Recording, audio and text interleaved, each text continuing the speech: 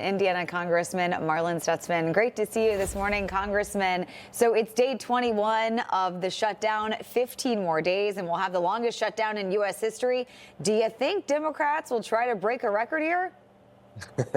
Well, good morning, Mark and Charlotte. Great to be with you. Mark, as you know, in Indiana, basketball is a big deal. And when one team's got momentum, the other team calls a timeout. And I feel like that's kind of what the Democrats are doing is, President Trump won the election, won the popular vote.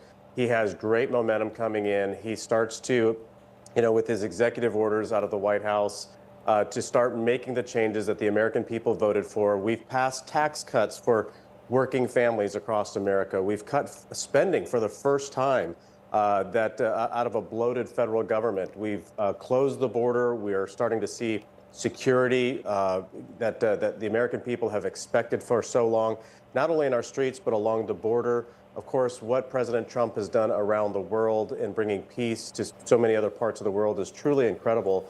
And I think that the Democrats just feel like they don't have any momentum. And so they're just going to decide to call a timeout and shut the government down and try to get some sort of momentum back, especially with the upcoming elections in Virginia and New Jersey. Mm-hmm. So I think the Democrats, they're purely playing politics here because President Trump's on a roll with good policy. Yeah, and Senate Republicans are expected to meet today with the president at the White House for lunch, and it's being reported that there may be a need to move the November 21st deadline, which is what the your CR would have done, fund the government through November 21, back even further, because that's only, 3 weeks from now or 4 weeks from now. So that would require the House to come back into session and do that. Do you see that as being either an obstacle or maybe even a road to get out of this thing, saying, all right, we'll continue it, we'll give you a vote on something else. Let's just get back to work. Yeah, I think so. They're definitely running the clock out to where, the original date in November is right up on us. I saw, some of the Senate leaders even mentioning maybe doing a longer-term CR as the long-term solution anyway. And so I wouldn't have a problem with that. If we did a year-long CR and extended the budget, we wouldn't be increasing spending. We wouldn't be cutting spending the way that I would like to. But if this is the way the Democrats are going to play in the Senate, then I would support that. But at the end of the day, this is again the Senate rules are keeping us from getting to a final vote because of the cloture vote, where you need 60 senators to vote to shut the debate. It's a procedural vote. And so again, they're using this to stop progress. I can tell you, I've heard from constituents that have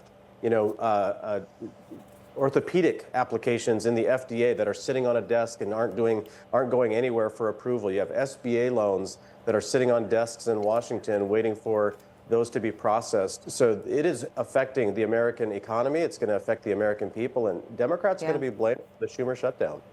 Yeah, before we go, Congressman, I got to ask you about something happening in our home state of Indiana, redistricting. The vice president is very much wanting to have it done. The president, 7 out of 9 House seats in Indiana are Republican held.